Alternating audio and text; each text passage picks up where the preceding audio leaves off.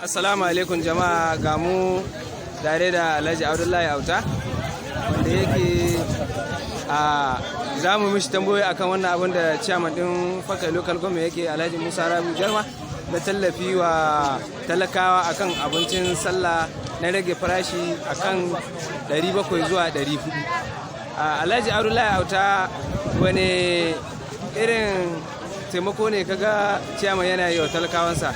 A'udhu billahi minash shaitanir rajim, bismillahir rahmanir rahim.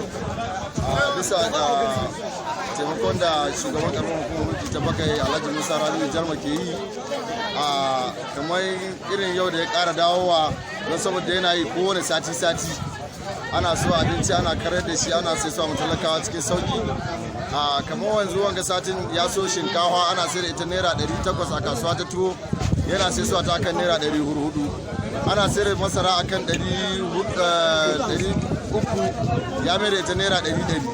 So irin wanga abun da yake yi, irin abun da ya kamata ce shugabanni suna yi kenan na taimaka ma talakawa.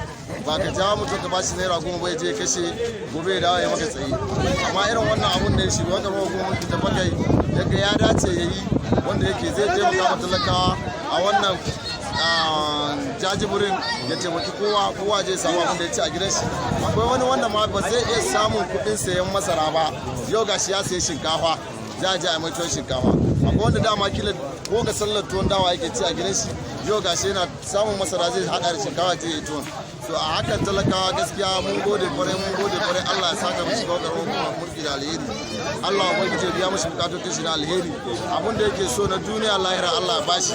Ubangiji kuma Allah ya cikin magabata, Allah ya gafarta mu iyayenmu, Allah ya ba mu zaman lahiya a jihar mu, ya ba mu zaman lahiya a karamar hukumar mu, sannan ya ba mu zaman lahiya a nan mu kuma yankin mu baki da yankin Fakai Local Government. Amin su mamin, mun gode. Mun gode Alhaji Auta. Mun gode. Allah ya saka mai da alheri. Amin Alhaji Auta.